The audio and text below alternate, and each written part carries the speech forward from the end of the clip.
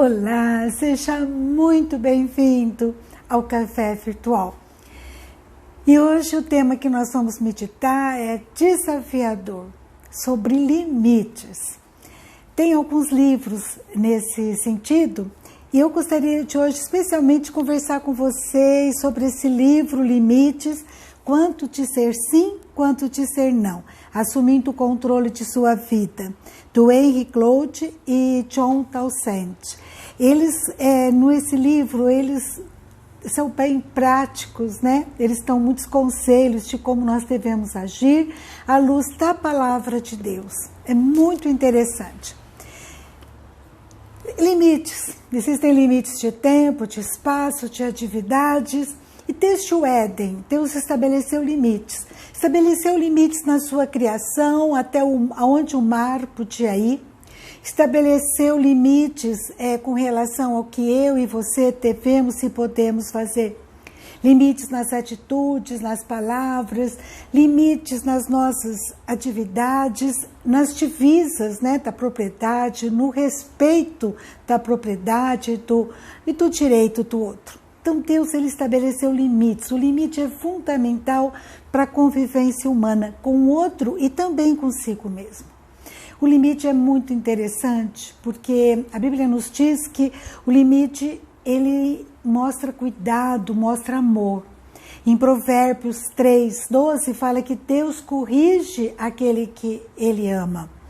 E é muito interessante que isso funciona na prática, né? Nós trabalhamos com meninas em situação de risco. E certo dia, uma delas foi pedida em namoro e foram conversar conosco. Nós estávamos na direção desse abrigo. E o Leomã, então, estabeleceu limites.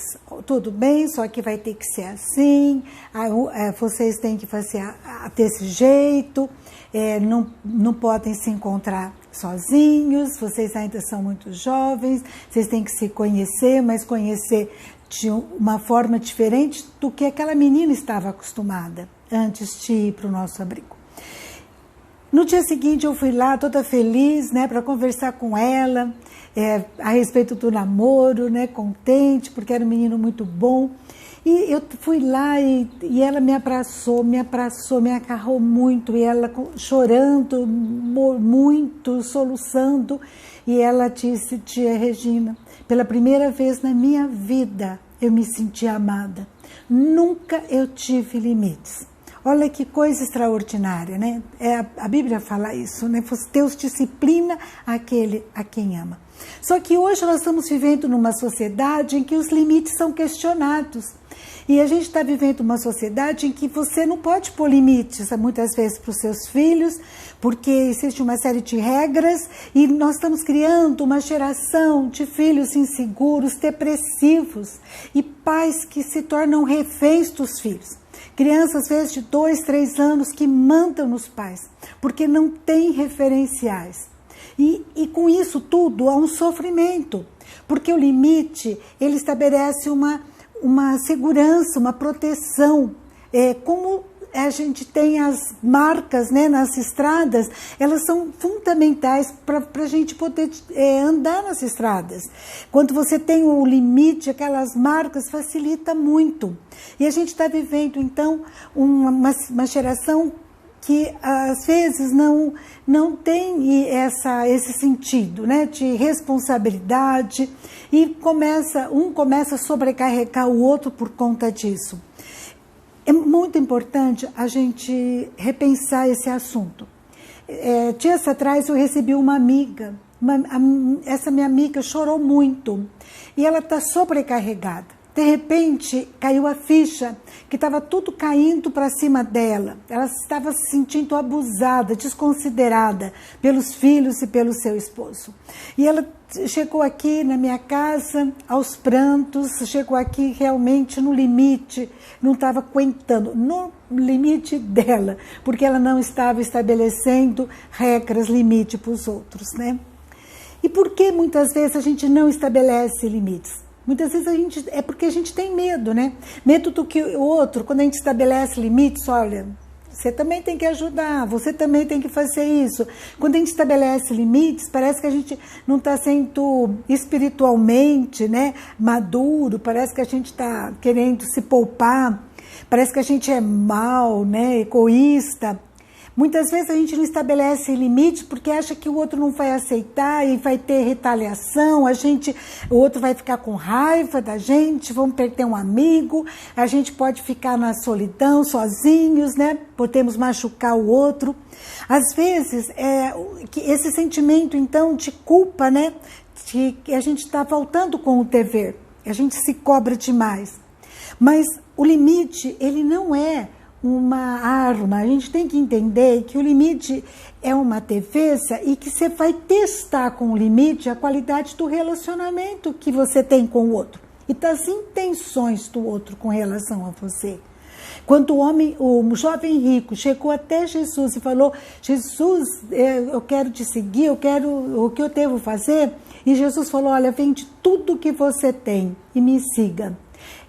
Jesus estabeleceu limite e aquele jovem rico voltou para trás, né? Falou, não, ele era dono de muitas riquezas, ele estava com outras intenções. E Jesus então testou as intenções dele, as motivações dele. É muito importante a gente estabelecer limite, porque se a pessoa respeita você, ela vai respeitar o seu limite. E aqui nesse livro tem algumas leis sobre limites. É muito interessante, eu recomendo a leitura e eu vou comentar algumas com vocês. E ele dá algumas respostas bem práticas como a gente deve fazer. Primeira, a lei é a lei de colher aquilo que semeia. Isso é bíblico, né?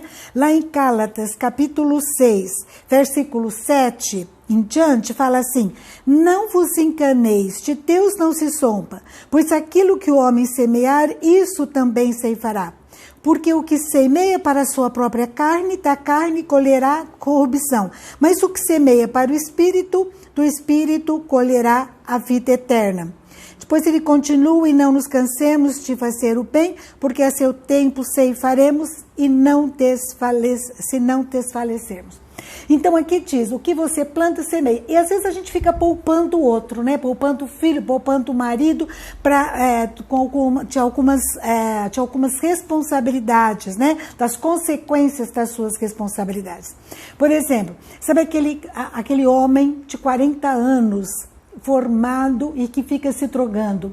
E a mãe vai alimentando o seu vício, vai cuidando dele, vai toda hora pagando internamento e ele sai e volta nas mesmas práticas. Ou aquele cônjuge que grita e mesmo assim recebe atenção.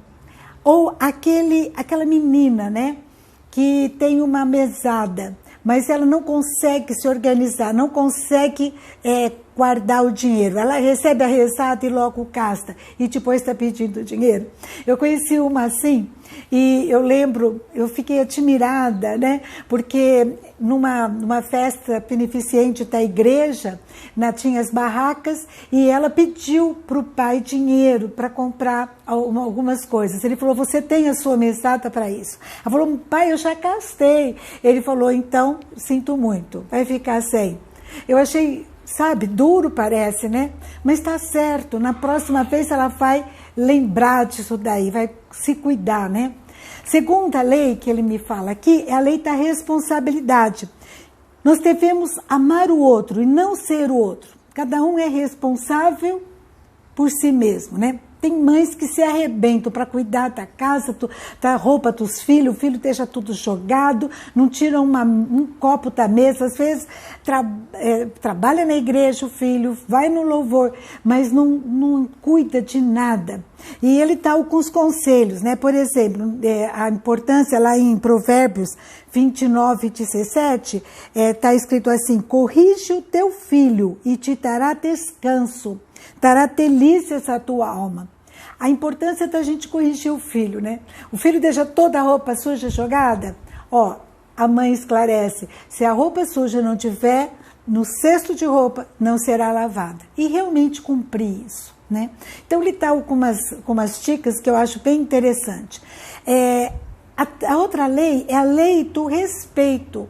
Você aceitar o limite do outro, sem julgar, sem se retrair. Por exemplo, Tem alguém que é chamado por um apelido, mas a pessoa não gosta daquele apelido, e ela fala, não me chama assim não, respeita. É o limite do outro, você pode nem entender, achar até o apelido bonitinho, interessante, mas respeita o outro, é a lei do respeito. A outra importância que eu aprendo é com a motivação, quando eu digo sim para o outro. Esse sim deve ser amor e não medo. Medo de ser abandonado, do outro ficar com raiva de mim, vai ser bico, não medo da solidão. O sim, quando eu digo sim, não deve ser por obrigação, porque eu tenho que retribuir o pagamento de algo que foi feito, ou necessidade de ser aprovado, não.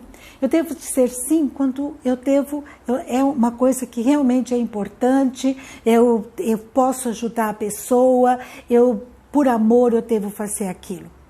Outra coisa importante também é a comunicação verbal, firme, clara, dos seus limites. Muitas vezes a pessoa não fala nada e ela não diz o que está acontecendo e quer que a outra entenda, que a outra decifre os seus pensamentos. Ninguém sabe os seus pensamentos. Por isso que a Bíblia me fala lá em Efésios 4:25, não se ponha o sol sobre a sua ira.